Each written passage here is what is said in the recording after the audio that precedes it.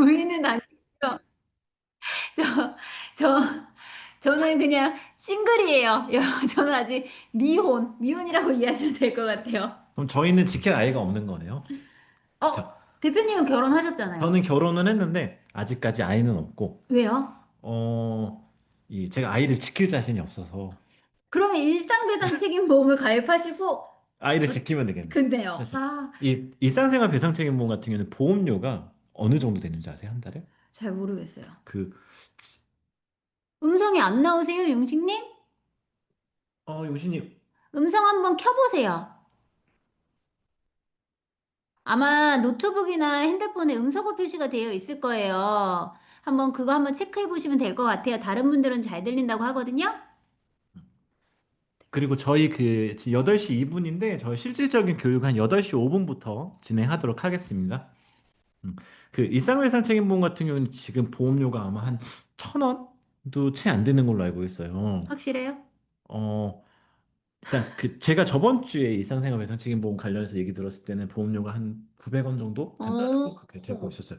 근데 그 한도 자체가 뭐 1억 정도가 되고 비록 뭐 자부담은 있겠지만 충분히 저렴한 보험료로 우리 아이를 지킬 수 있다는 건 되게 매력적인 거죠. 그래서 저도 이 교육을 준비하면서 아이를 낳아야 되나에 대해서 좀 고민을 해봤던 순간도 있었다라고 보면 될 것 같은데 근데 이제 뒤에서 여러 가지 사례들을 말씀을 드리겠지만 정말 많은 사례들을 접하면서 아이를 키우는 게 쉽지는 않다는 거를 다시 한번 깨닫게 되는. 기승전 아니네요. 그렇죠. 그렇죠. 네. 이제 한번 여러분들 아직 시간이 한 조금 5분 있다가 시작할 거라서 일상배상 책임 보험 활용해 보신 분 있으세요? 있으면 1, 없으면 2. 있나? 오, 승희님도 이용하셨구나. 우리 재경원 이사님도 경민님은 아직 없으시구나. 누수. 그치. 저희가 오늘 일상생활 배상 책임보험 교육 같은 경우에는 이제 아이가 사고를 내는 거에 대해서 진행을 하게 될 텐데 저희가 몇 달 뒤에는 누수 관련돼서도 별도의 강의를 진행하려고 해요. 그래서 오늘 누수 관련된 부분에 대해서는 추후에 다시 말씀드린다라고 생각하고 계시면 될 것 같아요. 결론은 재물, 물건과 관련된 거는 다음 파트. 오늘은 사람 몸에 관련된 것만 합니다. 맞죠? 네, 맞습니다. 그쵸. 우리 대표님 사진 지금 다시 보니까 정말 개구쟁이 같아요. 어렸을 때 개구쟁이였어요? 네. 근데 어렸을 때 사고 안 치는 친구가 있었나요? 혹시 어렸을 때 네. 천사님은 어떠셨어요? 어릴 때 어떤? 정말 좀 얌전한 편이었던 것 같아요. 그래요? 네. 지금도 근데 업무 하시는 거 보면은 되게 차분하시게 하시는 거 보면은 어렸을 때도 얌전하지 음, 않으셨을까라고 저는 칭찬. 생각하고 있어요. 네. 칭찬입니다. 그쵸. 일단 뭐 제 소개는 지난 몇 달 동안 계속 말씀드렸었기 때문에 그냥 넘어가도록 할게요. 저희 이제부터 교육 진행하도록 하겠습니다. 오늘 말씀드릴 목차는 총 네 가지라고 보시면 될 것 같아요. 일단, 일상생활 배상책임보험이 왜 중요한지, 그리고 일상생활 배상책임보험이 어떤 걸 얘기하는 건지, 그리고 일상생활 배상책임보험에서 적용하는 손해액은 어떻게 산정하는 건지, 그리고 몇 가지 사례들 준비했거든요. 이렇게 하게 되면 아마 1시간 정도 진행할 것 같아요. 그래서 조금 집중해서 들어주시면 될 것 같고, 지금부터는 일상생활 배상책임보험이 아닌 그냥 일배책으로 줄여서 말씀드리도록 할게요.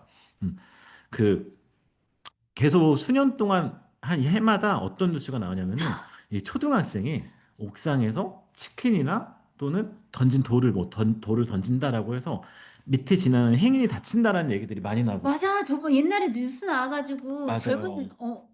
그 여자분도 돌아가신 것도 뉴스 그쵸. 나왔잖아. 고양인 줄 알고 던졌다가. 맞아, 근데 맞아. 이런 사고가 나게 되면은 이 뭐 형사적인 책임도 분명히 지겠지만 민사적인 책임도 발생하게 되거든요.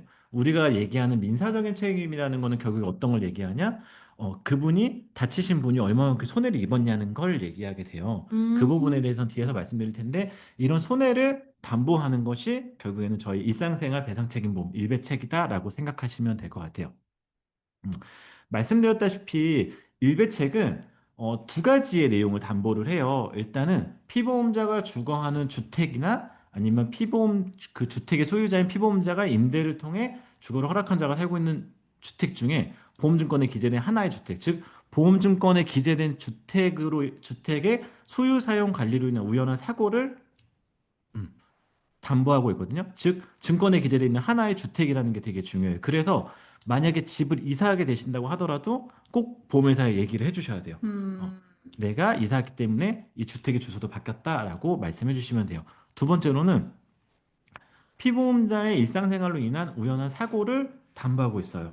여기서 얘기하는 일상생활은 정말 다양한 종류들이 많겠죠. 근데 어떤 내용들이 있냐면은 간단하게 말씀드리면 일단 첫 번째로는 그 누수로 인해서 아랫집에 피해를 입힌 경우, 이 부분 같은 경우에는 추후에 재물 때 또 말씀을 드릴 거고, 만약에 자녀가 타인의 차량을 파손하거나 또는 자녀가 다른 사람의 집에서 실수로 TV나 냉장고, 전자제품들을 파손한 경우 또는 자녀가 친구들과 장난을 치다가 친구를 다치게 한 경우도 다 일상생활에 해당하는 사고라고 보시면 될 것 같아요.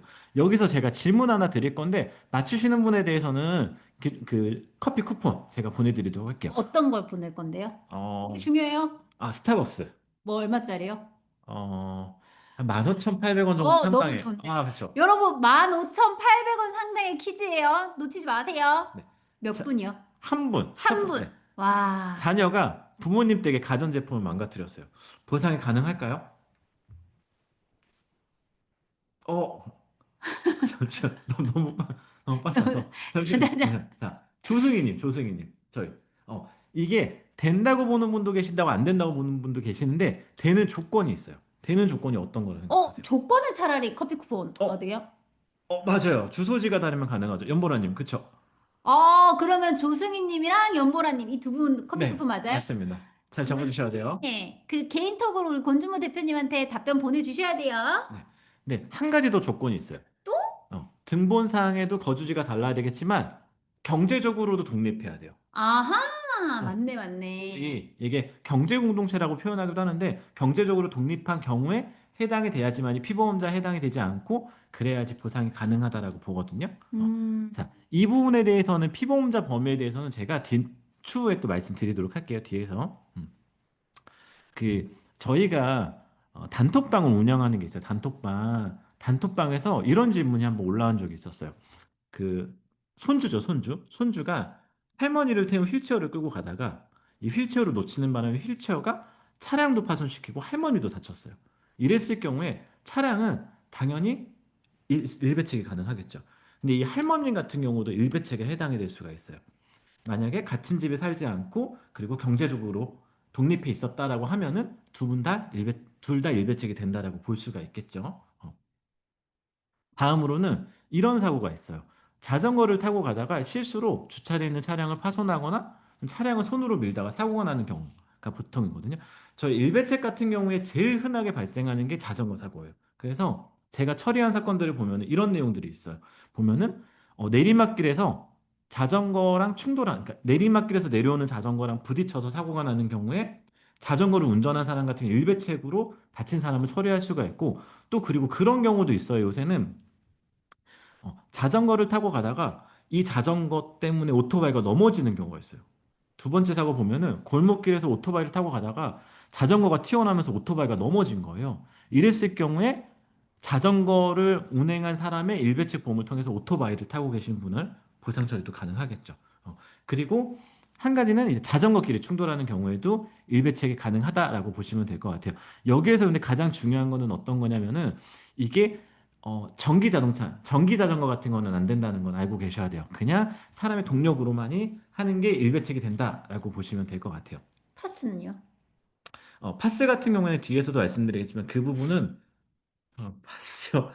뒤에서 말씀드리면 파스는 안 되는 걸로. 네. 아, 이건 뒤에서 말씀 또 드리도록 할게요. 그리고 이제 이런 사고가 있었어요. 이제 그 강아지. 요새는 뭐 반려견이라든지 반려묘 같은 거 키우는 경우들이 많은데 반려견이나 반려묘로 인해서 사고가 발생하는 경우도 일배책이 가능해요. 그래서 제가 진행한 사건들 보고 말씀드리면은 일단 맨 위에 있는 거 보면은 이 리트리버 같은 큰 게 있잖아요. 네. 리트리버 같은 큰 개가 집에 들어와서 너무 사람하고 반가워서 달려든 거죠. 그래서 그 분이 넘어지시면서 허리가 부러지신 경우도 있고 또는 그 강아지에 물려가지고 이 오른쪽에 막 왼쪽 그런 데 이제 파열되는 경우도 있어요. 그리고 세 번째 같은 경우에도 마찬가지로 뒤로 넘어지시면서 강아지를 피하다. 근데 보통 큰 강아지들이 많거든요. 뭐 니트리버라든지 뭐 도베르만 같이. 근데 종종 이렇게 이제 멍멍이를 피하다를 좀 귀엽게 써주시는 분이 계시는데 근데 이게 그렇게 귀여운 강아지 때문에 넘어지는 경우는 흔하진 않다.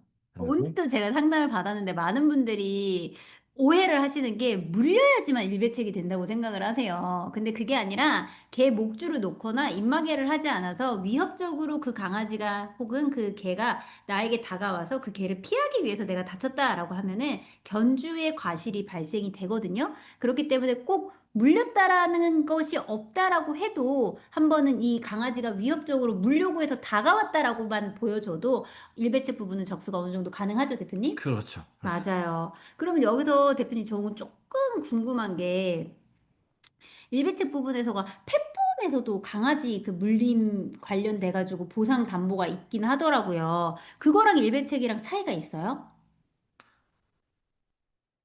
그거는 제가 잘 모르겠어요. 혹시 처리해 보신 적 있으세요? 펫보험은? 제가 한번 네. 펫보험에서도 아마 정확하게 담보 명칭은 모르겠는데 강아지가 제3자에게 이제 피해를 끼쳤을 경우에 담보가 있는데 보험료가 되게 비쌌어요.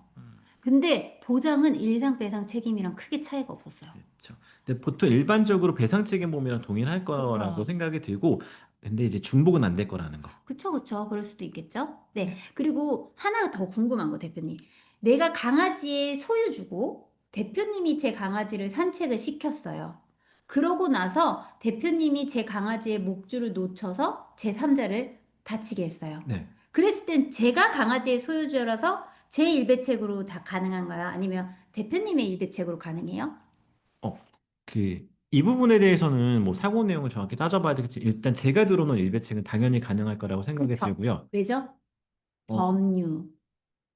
말씀해 주셔야죠. 그렇죠.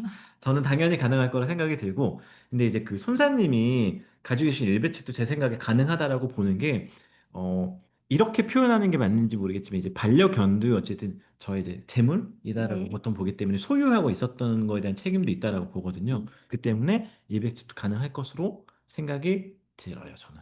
그쵸, 그쵸. 네. 네. 여하튼 이 일배책 부분에서는 그 지금 방금 제가 말씀드린 예시 포인트를 잡는 거는 사고 시점에 점유자가 먼저 일배책이 가장 빨리 발동이 된다. 이 정도만 알아두셔도 포인트가 될 것 같아요. 그쵸? 그 다음 챕터 말씀해 주세요, 대표님. 네. 그리고서 뭐 가장 아래쪽에 있는 거는 그 요새 한강에서도 이런 사고들이 많이 나는데 자전거 타고 가다가 강아지를 피하려 하다가 넘어지는 사고들도 종종 맞아, 발생하거든요. 맞아, 맞아. 이랬을 경우에도 그 강아지의 이제 주인을 통한 일배책도 가능하다는 거 말씀드리도록 할게요.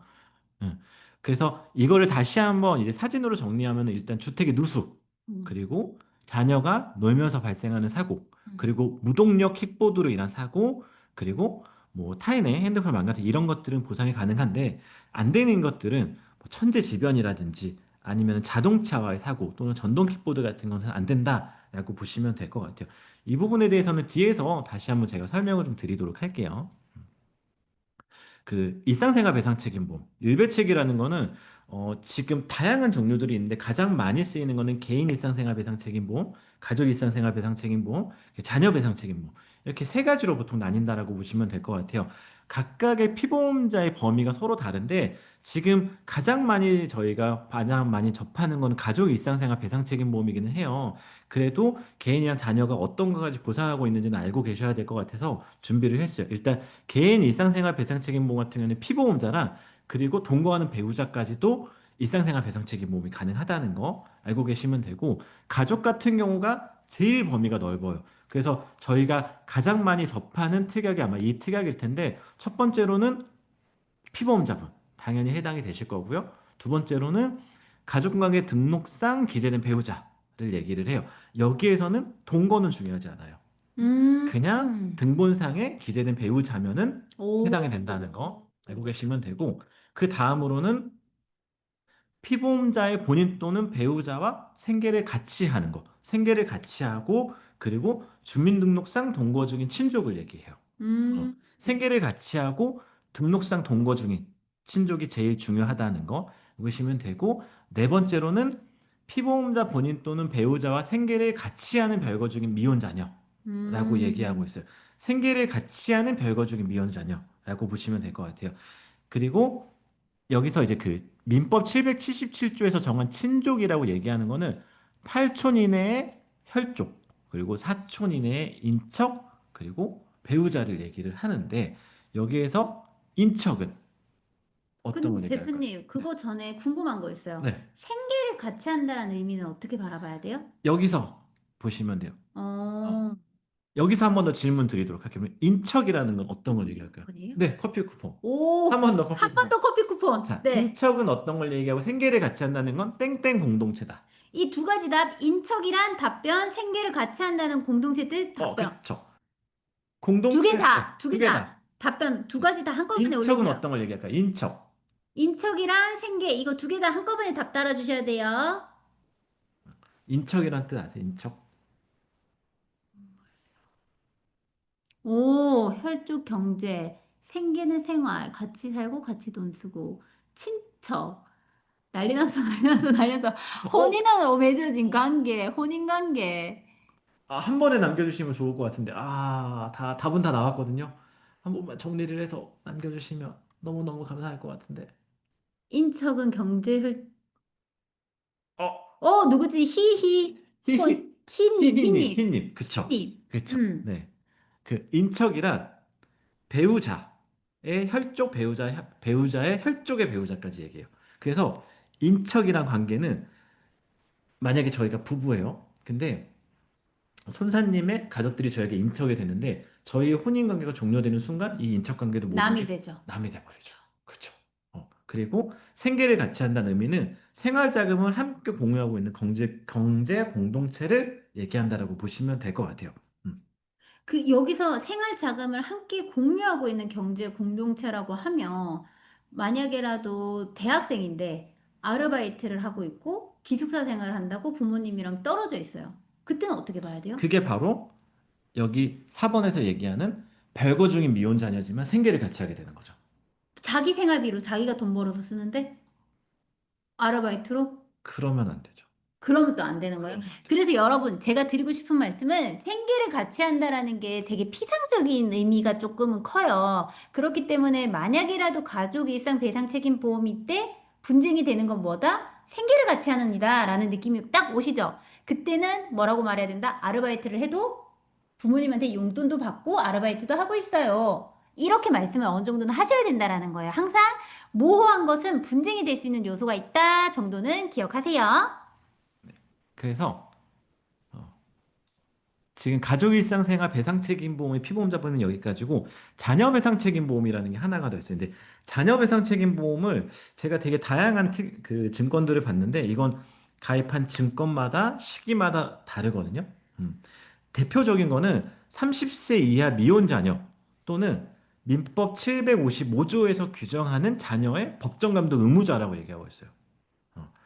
중요한 건 민법 755조인데 민법 755조에서는 심시상실자도 포함하고 있어요. 자, 그래서 자녀배상책임보험에서 얘기하는 자녀는 보험에 따라 다르겠지만 30세 이하 미혼 자녀 또는 심시상실자를 우리는 자녀라고도 볼 수 있거든요. 그래서 이 부분에 대해서도 그냥 참고하고 계시면 좋다는 거. 단순 자녀가 그냥 만 18세 이하가 아니고 실제로 그보다 더 나이가 많거나 심시상실자도 포함하고 있다는 것도 참고하고 계시면 좋을 것 같아요.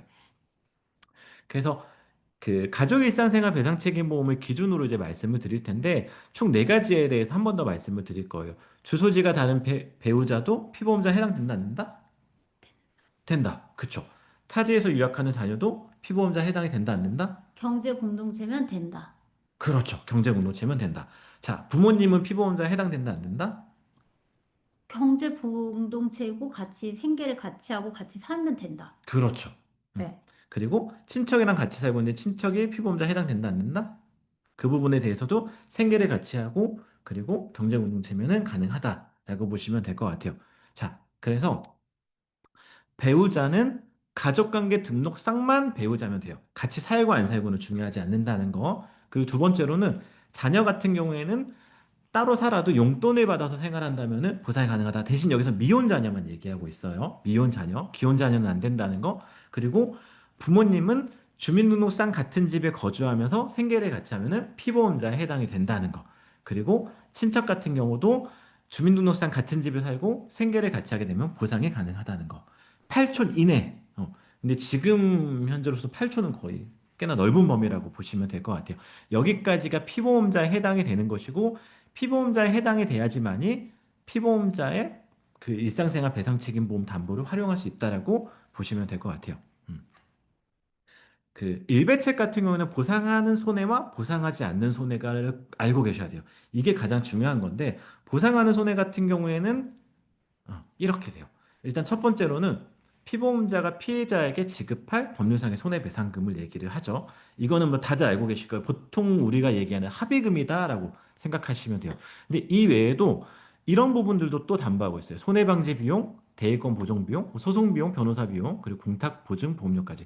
이 대리권 보정 비용이나 기타 등등은 그렇게 중요하진 않는데 우리가 중요하게 생각하는 거는 손해방지 비용과 변호사 비용에 대해서 알고 있어야 돼요.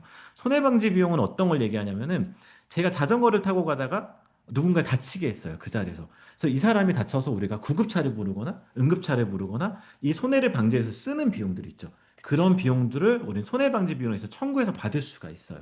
대표적으로 누수가 발생했었을 경우에 윗집에서 우리 그 손해방지 비용이라 해서 뭐 타일을 깔거나 배관을 새로 하는 것들 있잖아요. 마찬가지로 사람이 다쳐도 우리는 이 손해를 방지에 쓰는 비용도 충분히 받을 수 있다라고 보시면 될 것 같아요. 그리고 변호사 비용도 보상받을 수 있어요. 변호사 비용 같은 경우에는 한번 설명을 해주시겠어요? 아, 변호사 비용 같은 경우는 실제로 저희가 해결했던 사안인데, 만 13세 이하 아이가 이제 학교폭력으로 인해 가지고 문제를 삼아져서 저희가 가해자로 되어 있지만 실질적으로 저희는 가해자가 아니고 피해자였거든요. 그거 부분에서 분쟁이 돼서 소송까지 갔는데 그 S 화재보험에 일상배상, 가족배상 책임보험이었나? 일배책으로 해가지고는 변호사 비용까지 부담하는 걸로 정리가 됐었습니다. 그래서 일배책 같은 경우는 변호사 비용도 부담하고 있기 때문에 만약에 소송을 염두를 한다라고 하셔도 충분히 이 담보를 통해서 보상을 받을 수 있다고 보시면 될 것 같고 여기서 중요한 거, 대표님. 그러면 이거 말고 또 발동되는 담보가 있지 않나요? 변호사 비용이? 뭐 다른 색길로 가지만. 민사상 법률 비용 담보 같은 거 있죠. 그쵸, 그쵸. 그것도 충분히 다 가능하니까 기억해 두시면 좋을 것 같아요. 그래서 의외로 보험에서는 변호사 비용을 담보하고 있는 경우가 많아요. 뭐 자동차 보험에서도 변호사 비용을 담보하고 있고 여기서 얘기하는 변호사 비용은 단순히 변호사 비용이 아닌 중재나 화해 또는 조정에 관한 비용도 다 포함하고 있는 거고 심지어 착수 소송 비용도 포함하고 있는 거기 때문에 참고하고 계시면 좋을 것 같아요. 음. 그런 얘기들을 많이 해요.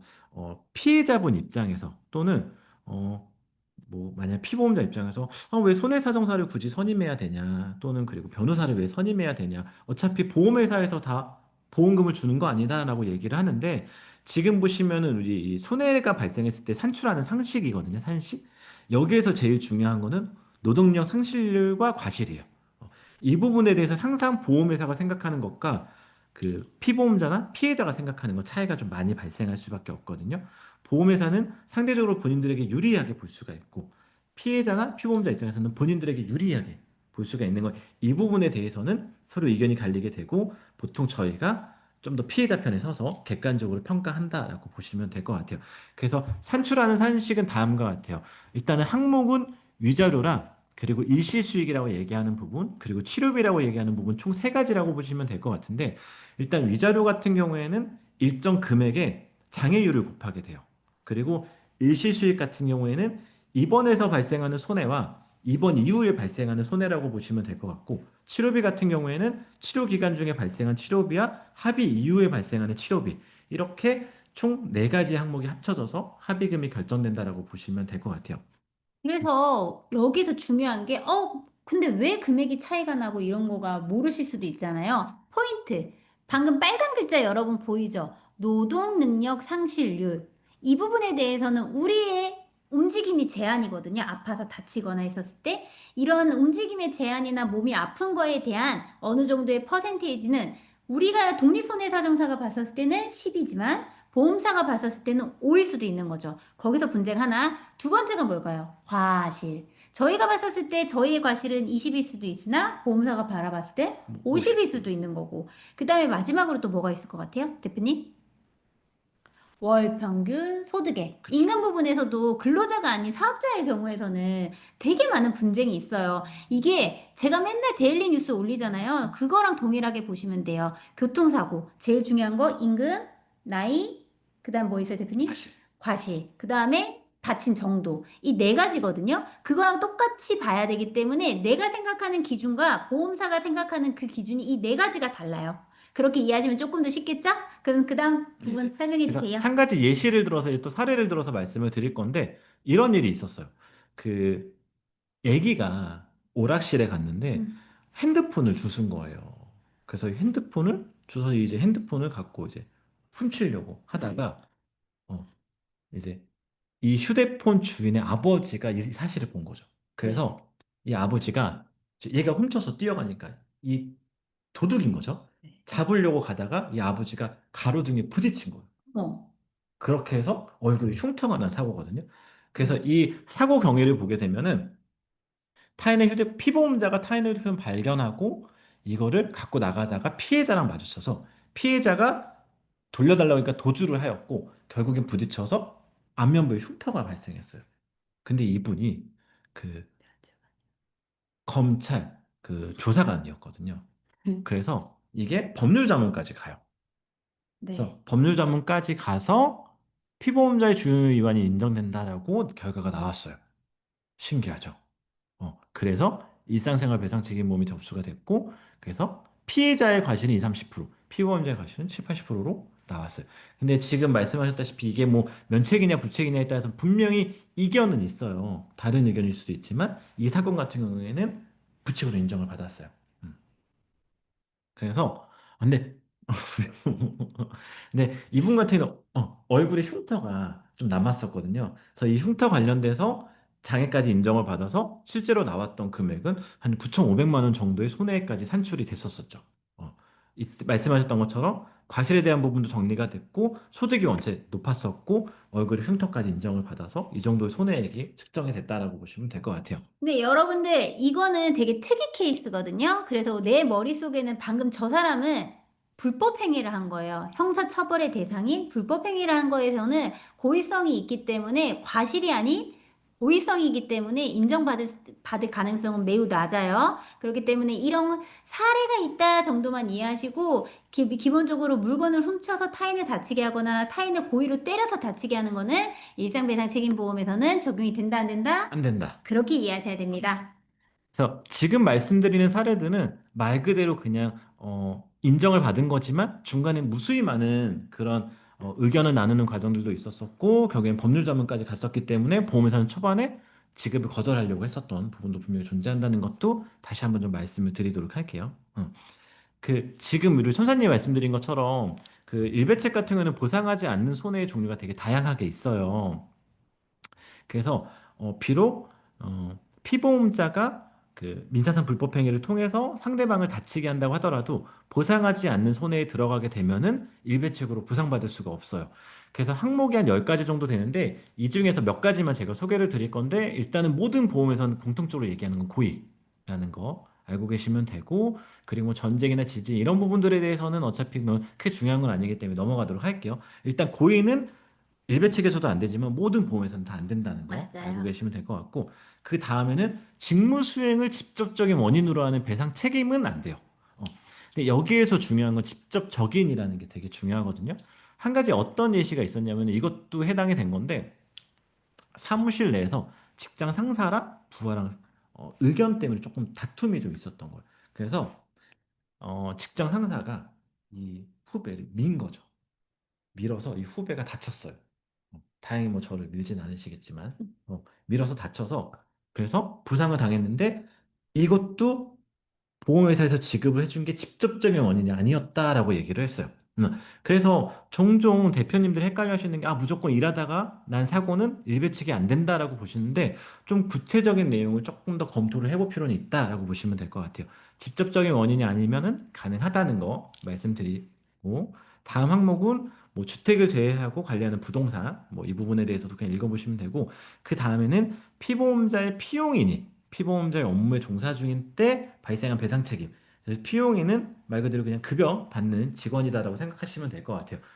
그래서 1번과 3번의 차이는 1번은 자영업자, 그리고 2번은 근로자. 이렇게 심플하게 두 가지로 구분을 하시면 될 것 같은데 3번 같은 경우는 분쟁이 안 돼요. 근로자니까 실질적으로 산재가 되잖아요. 업무 중에 내가 다치는 거면. 그렇기 때문에 중복 보상을 방지하기 위해서 분쟁을 아예 없앤 거지만, 1번 같은 경우는 자영업자 같은 경우는 내가 언제 근로를 그 직무를 수행하는지, 언제 쉬는 시간인지 너무 모호하잖아요. 그렇기 때문에 직접적인 원인이라는 내용이 들어간 거예요. 그럼 아까 전에 뭐죠?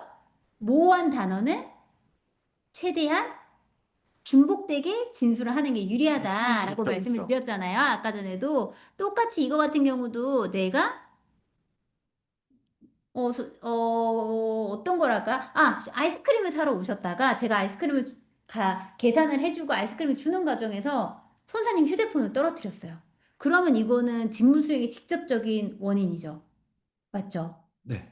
그런데 제가 아이스크림을 주고 나서 그러다가 고개를 돌리다가 제 할 일을 하다가 그냥 휴대폰을 떨어뜨렸어요. 그런 건 되죠.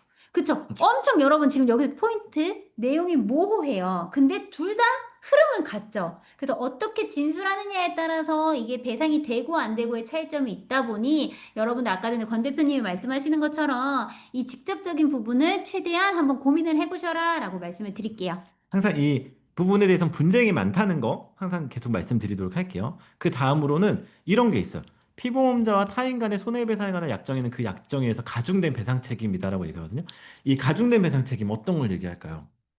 잘 모르겠어요. 알려주세요. 그런 게 있어요. 어떤 게 있냐면은 자동차 사고일 때 그런 경우가 있는데 사고가 났어요. 근데 이 상대방이 그런 얘기하는 거예요. 아, 나 일단 이거 보험 접수하고 나중에 보험회사가 안 주면 내가 100%다 인정할게요. 보험회사가 과실 뭐라고 해도 내가 100%다 인정하겠습니다라고 얘기하는 게 말 그대로 타인 간의 약정인 거죠. 이런 식으로 보험 광고 전혀 관계없이 그냥 구두상으로 약속하는 것도 다 약정이다라고 보시면 될 것 같아요. 그에 따라서 가정의 배상 책임도 지급을 거절한다라고 보시면 될 것 같고, 그 다음에 세대를 같이 하는 친족에 대한 배상 책임이다라고 얘기하고 있거든요. 그래서 세대를 달리하는 경우에는 친족에 대한 것도 배상 책임이 가능하다라고 보시면 될 것 같아요. 그래서 앞서 말씀드렸다시피 자녀분이 만약에 부모님 집에 가서 이런저렇게 놀다가 사고를 내는 경우도 일배책이 되는 경우도 있다라고 보시면 될 것 같아요. 그리고서 그 6번 같은 경우에는 뭐 재물에 손해를 입혔을 경우에 이 부분은 그냥 한번 읽어봐 주시면 될 것 같고요. 그 다음으로는 그게 있어요. 피보험자의 심신상실로 인한 배상 책임은 보상하지 않고 있어요.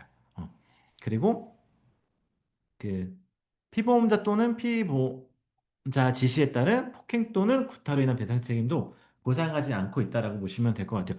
이제 9번이 제일 중요한데 9번 같은 경우에는 뭐 항공기나 선박, 총기는 문제가 없는데 이 차량이 가장 큰 문제거든요. 여기서 차량은 원동력이 인력에 의한 것은 제외한다라고 명시하고 있어요. 자, 그래서 우리 일반적으로 자동차 사고 나잖아요. 자동차 사고. 자동차 사고는 일배책으로 처리가 되지 않아요. 그리고 전동 킥보드도 일배책으로 처리가 되지 않고 전기 자동차도 일배책으로 처리가 되지 않아요. 그런데 인력에 의한 것을 제외한다라고 얘기했어요. 즉, 인력으로 인한 것은 일배책으로 처리가 가능하다라고 음. 보시면 될 것 같아요. 여기서 얘기하는 음, 그, 그 유의사항이 있는데 이런 부분들에 대해서는 가능하다라고 보시면 될 것 같아요. 자, 보시면은 음, 그, 음, 그 유의사항에 보시면은 그 이륜 자동차 또는 원동기 자동차, 원동기 장치 자전거 또 차량에 포함이 된다라고 얘기하고 있죠. 그래서 이 부분에 대해서 분쟁이 많아서 오, 파스하고 그 나왔네요. 정리해서 이제 제가 말씀을 드릴 건데 보통 우리 그 PM이라고 얘기해요. 자전거를. 맞아요. 근데 파스와 스로틀로 구분이 되는데 파스 같은 경우에는 페달을 밟을 때만 동력이 발생해요. 맞아요. 그래서 우리는 도로교통법상 자전거로 분류하고 이거는 일배책이 가능하다라고 보시면 될 것 같아요. 그리고 스로틀이나 또는 파스랑 스로틀을 겸용으로 하는 경우에는 둘 다 일배책이 어렵다라고 보셔야 될 것 같아요. 정확히 말씀드리면 스로틀은 가속기 레버로만 움직이기 때문에 일배책이 안 되는 게 맞아요. 음. 근데 3번 같이 파스랑 스로틀을 겸용으로 사용하는 경우에는 이건 조금 따져봐야 돼요. 이 부분에 대해서는 음. 실제로 분쟁이 좀 많이 발생하기 때문에 대표님들께서도 만약에 그 자전거를 타다가 뭐 타인을 다치게 한 고객분을 만나거나 또는 자전거랑 충돌을 해서 다쳤는데 일배치 처리를 못 받는 분이 계시면은 이 자전거가 어떻게 움직이는 건지는 확인해 보시는 게 좋아요. 맞아요. 그래서 혹시나 파스랑 스로틀을 겸용으로 하는 자전거였다라고 하면은 이건 조금 따져볼 필요는 있다는 거 참고하고 계시면 될 것 같아요.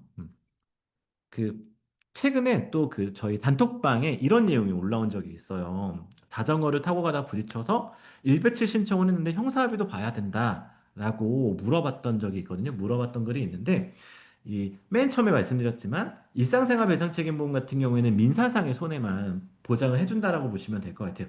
이 형사적으로 발생하는 거에 대해서는 전혀 보상하지 않는다라고 알고 계시면 좋을 것 같아요. 그래서 이렇게 그 일별책 관련된 거는 저희 단톡방, 저희가 운영하는 단톡방에서도 꾸준히 질문들이 많이 올라오거든요.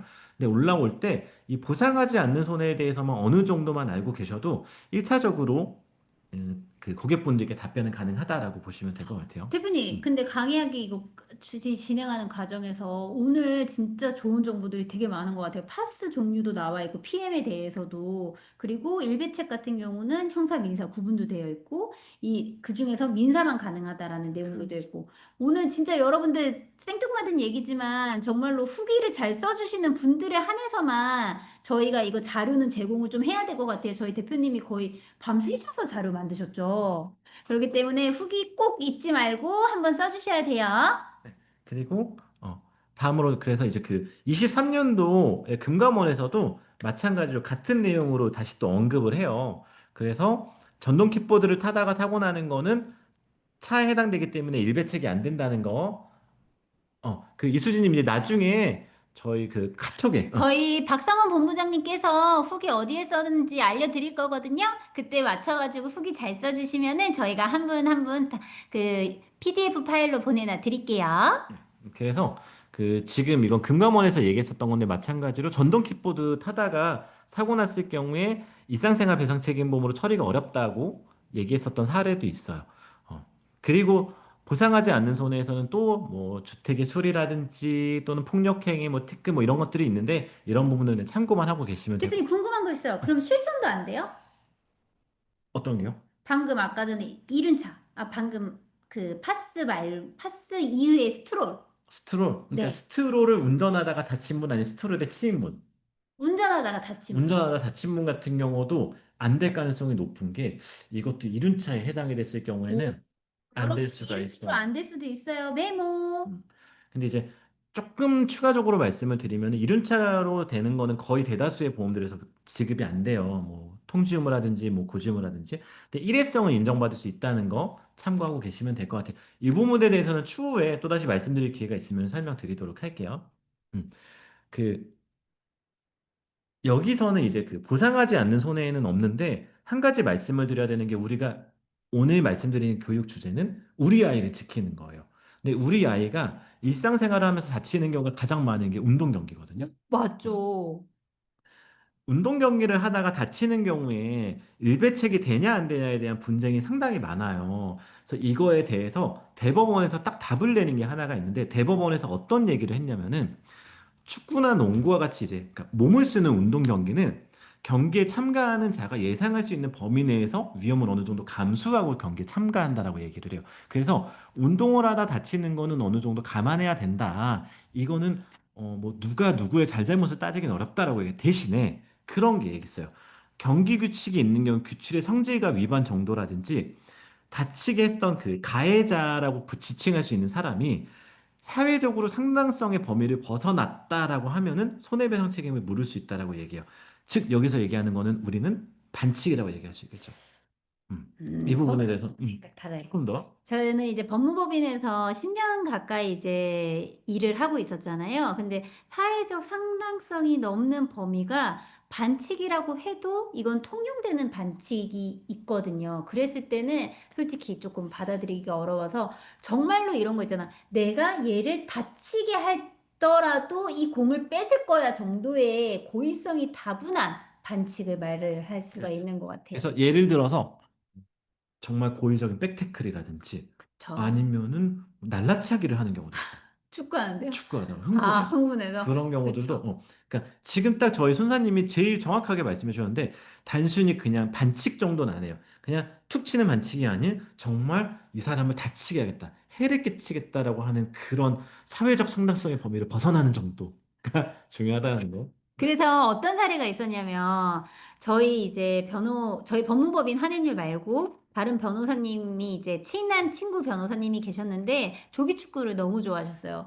그래서 조기 축구 하다가 뒤에서 백태클을 걸어가지고 십자인대가 나가셔서 일상배상 책임보험으로 상대방이 이제 접수해서 어떻게 하려고 했는데 끝내 보험금 못 받으셨어요. 면책 맞아. 받으셨어요. 그 정도로 이 부분에 대해서는 경기 중 사고는 거의 인정받기가 어렵다라고 보셔야 돼요. 맞아. 그리고 참고로 저희가 지점에 가서 항상 강의를 할 때마다 항상 말씀을 드리는 게 점점 보험회사는 보수적으로 보고 있고 과거에 지급을 해줬던 사례들도 지급을 안 해주는 경우도 많거든요. 그래서 이렇게 운동 경기 같은 경우에도 과거에는 이런 것도 다 일배책으로 처리가 됐었던 사건들도 지급은 안 되는 경우들도 많고 마찬가지로 법원의 판결문도 조금 그런 식으로 흘러가고 맞아요. 있다라는 거 참고하고 계시면 될 것 같아요.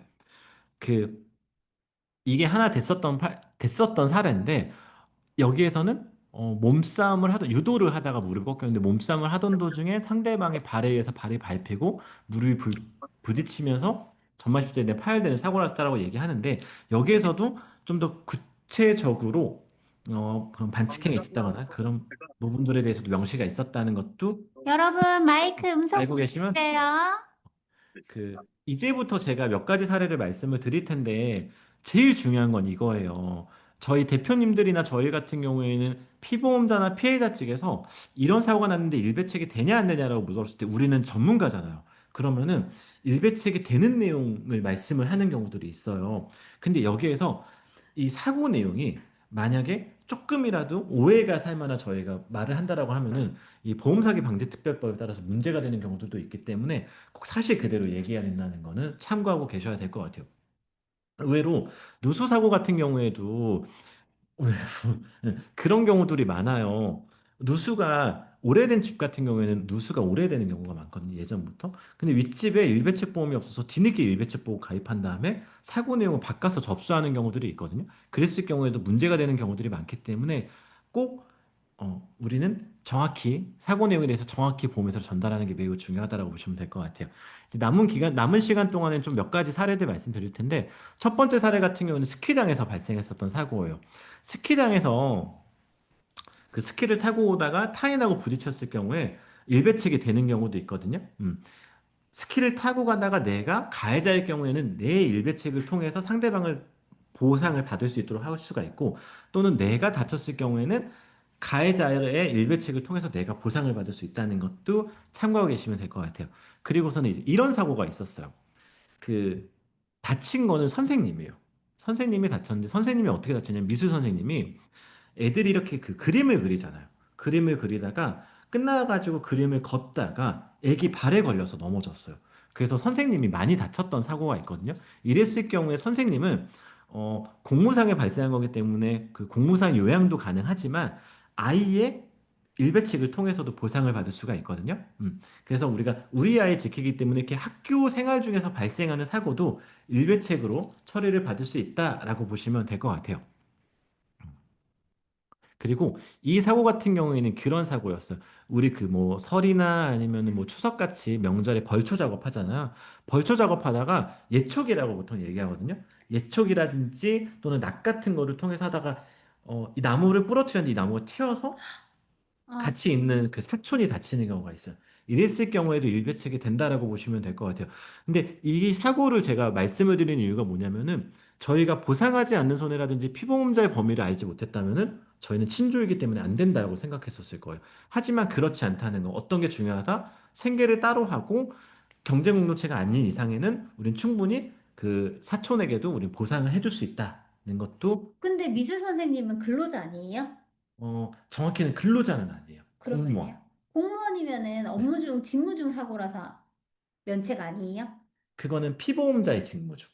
우린 그죠. 여기서는, 그쵸. 이제 학생이 들어오는 일배책을 통해서 선생님이 받는 거니까. 여기서 피보험자는 학생. 그럼 두 음, 번째로 궁금한 게 대표님, 아까 전에 유도했을 때는 됐잖아요. 그럼 축구는 안 되고 유도는 되고 어떤 것들이 좀 운동 중에서는 아, 보험회사가 보수적으로 바라본다?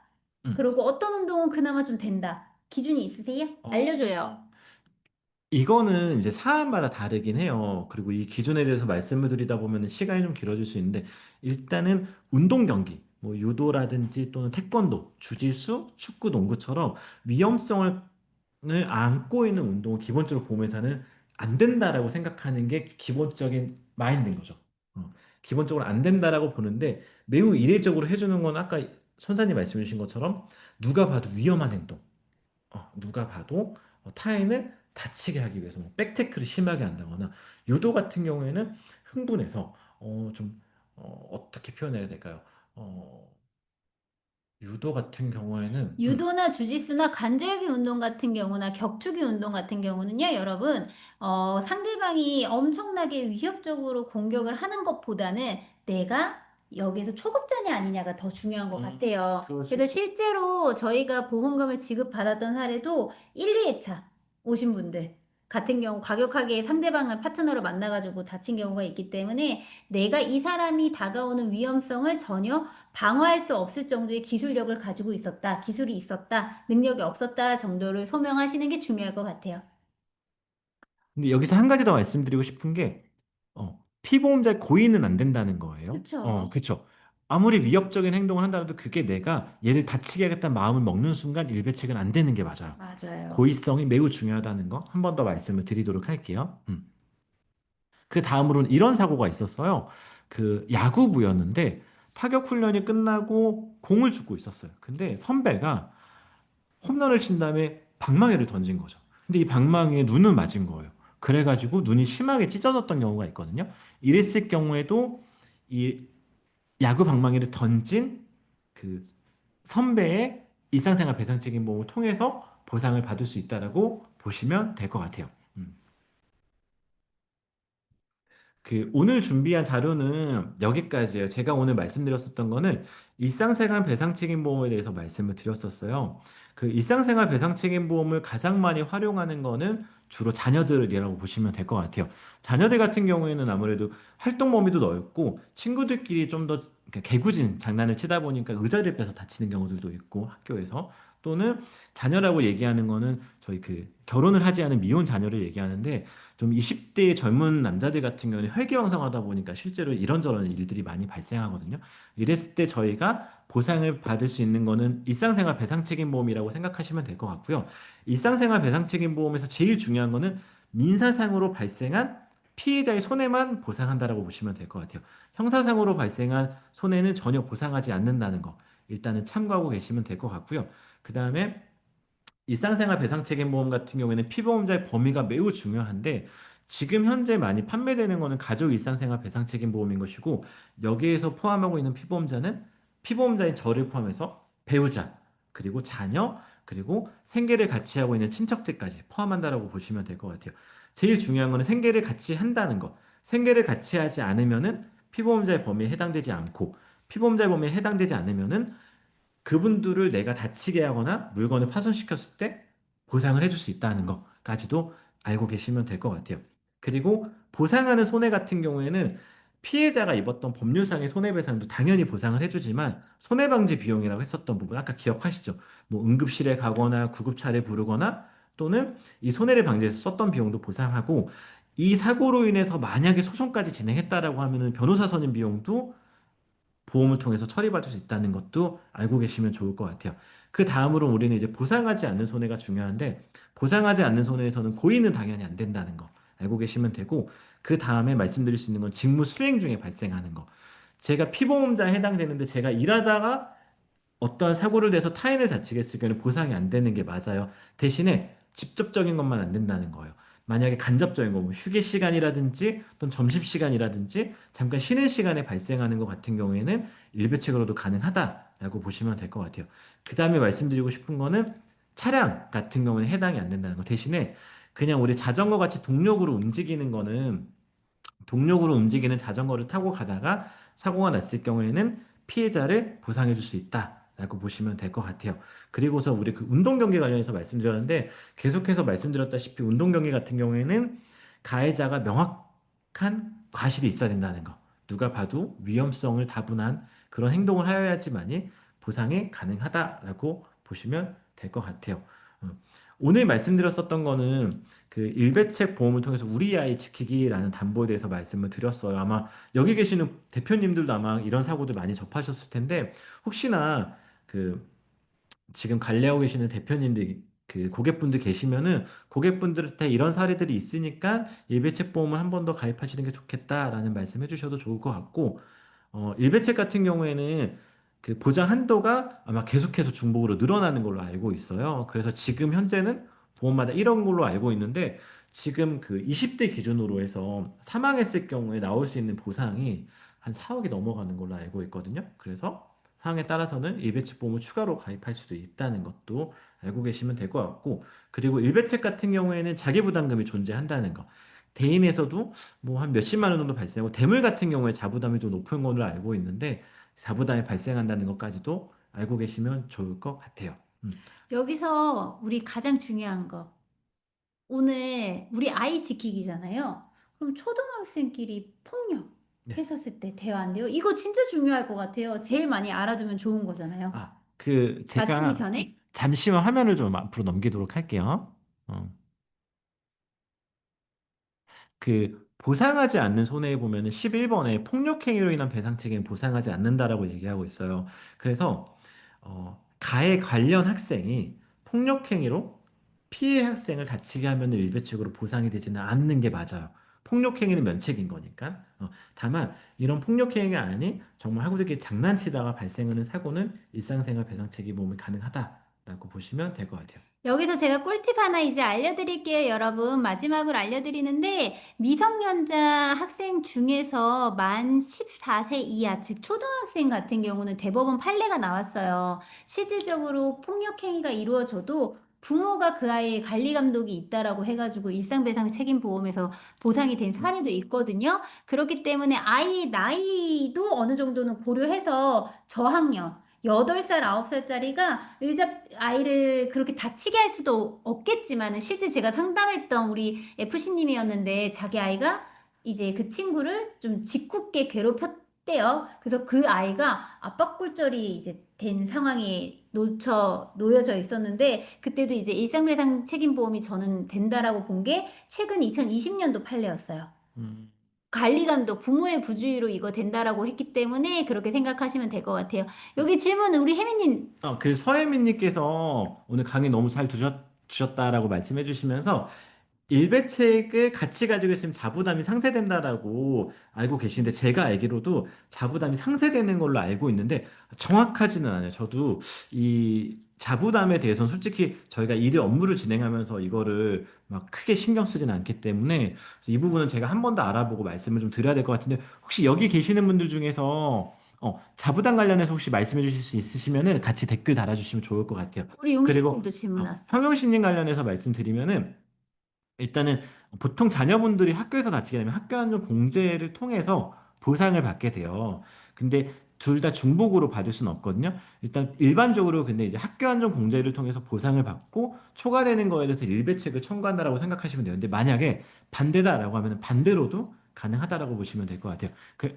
요즘 근데 트렌드가 제가 알기로는 학교 안전 공제가 너무 보상이 빡빡하고 뭐 쉬는 시간에는 수업 중에 아니어서 안 된다라고 거절이 되는 경우도 있고 기타 등등 문제가 있어서 기본적으로는 제가 알기로는 일상배상 책임보험으로 먼저 접수를 하고 그 다음에 어차피 구상권 부분은 자기네들끼리 하니까 그렇게 해라 하라고 하시는 게 조금은 사보험 측이 러프하다고 하더라고요. 그나마 보상 부분에서. 그렇기 때문에 저희 대표님의 말씀 학교 안전 공제를 먼저 접수하고 그 다음에 뭐 일배책을 해도 상관은 없지만 손해액이 엄청나게 많지 않은 이상은 배상 책임보험을 먼저 선적해도 나쁘진 않다라는 게 사보험이기 때문에 금융감독원의 민원이나 고객 서비스 만족이나 이런 부분에서 영향을 받거든요. 그래서 조금 입김이 들어갈 수도 있다. 정도만 이해하시면 될 것 같아요. 참고로 일상생활 배상 책임보험 같은 경우는 접수를 할 때 피보험자의 의지도 되게 중요해요. 맞아요. 피보험자가 피해자를 배상을 해주는 거를, 그러니까 도와준다는 동의. 표현보다는 동의를 해준다라고 해주시면은 좀 더 보험회사도 잘 따라와 주는 경향이 맞아요. 있거든요. 근데 학교안전공제 같은 경우에는 아무래도 그냥 공제회고 이거를 그냥 사무적으로 접근하다 보니까 아까 손사님 말씀해 주신 것처럼 실제로 지급이 거절되거나 또는 매우 적은 금액을 지급하는 경우도 있기 때문에 가급적이면 일상생활 배상책임보험을 먼저 진행하는 게 저는 낫다라고 저는 그렇게 판단하고 음. 있어요. 혜미님, 알겠습니다. 저희도 감사해요. 오늘 강의는 꼭 진짜 후기 꼭꼭 쓰셔야지 저희가 자료 제공해 드릴 거니까 후기 잘 부탁드리고요. 용식님도 너무 감사해요. 오늘 권준모 대표님 강의해 주셔서 너무 감사합니다. 여러분, 다음 달에 봐요. 안녕. 수고 많으셨습니다. 감사합니다. 이민섭님 감사합니다. 네, 감사합니다. 네, 정원님도 안녕. 예주님도 안녕. 사장님도 안녕히 계세요. 네, 수고 수고 많으셨습니다. 많으셨습니다. 네.